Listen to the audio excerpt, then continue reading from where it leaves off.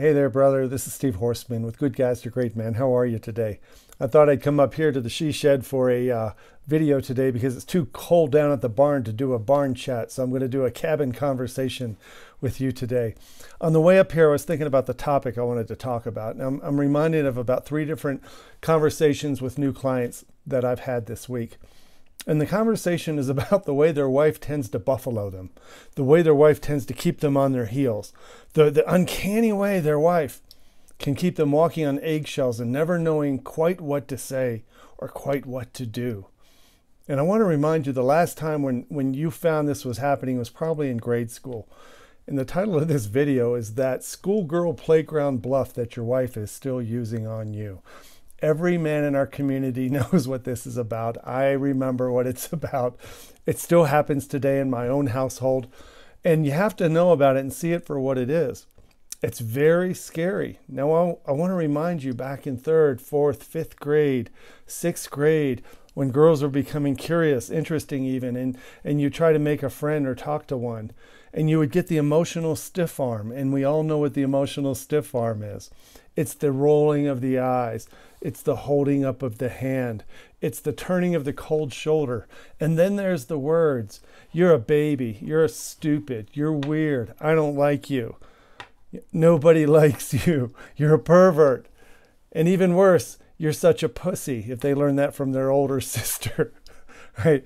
I know, as I'm saying those things, you're kind of like going, ooh, ooh, ooh. No guy likes to be told that they're stupid, weird, that they're a pervert, that they're a baby, that nobody likes them. Nobody wants to hear that.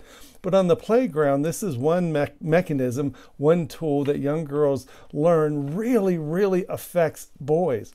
They could shut a boy down anytime they want with disapproval, with looks of disgust, with a word of disapproval, just the right name to strike at his bottom line shame of just not being a strong man, not being likable, not being lovable. And so these shame triggers follow us into our 20s and our 30s and our 40s and our 50s. And you're standing in the kitchen with a 45-year-old wife who rolls her eyes and says, you're just being stupid. You don't make any sense. You never listen to me. And I just think you're being weird. Right? I just made that up. That's a whole compound insult right there. That's enough to shut you down for the night. And then she turns a cold shoulder. And then when she climbs into bed, she turns her back to you. And you can see the icicles forming as you try to fall asleep. Every guy knows what this is about. And this is part of the beauty of the work that we do, is that we laugh about this stuff. We learn that this is stuff that's been going on for centuries. It's been slowly honed and evolved over time.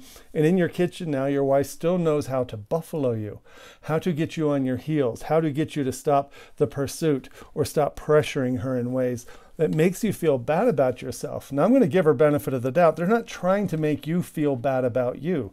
They're trying to protect themselves. That emotional wall that goes up, this stiff arm, that look of disgust, she's doing that for herself, not against you. And this is a key realization, that when you stop taking things personally, you realize that she's not doing things to try to gut you and make you feel horrible about yourself. And here's the truth about people who do those things to other people. It's true for men and women when we start to project things like, you're weird, you're stupid, I don't like you, nobody likes you. It's coming from something we feel bad about ourselves.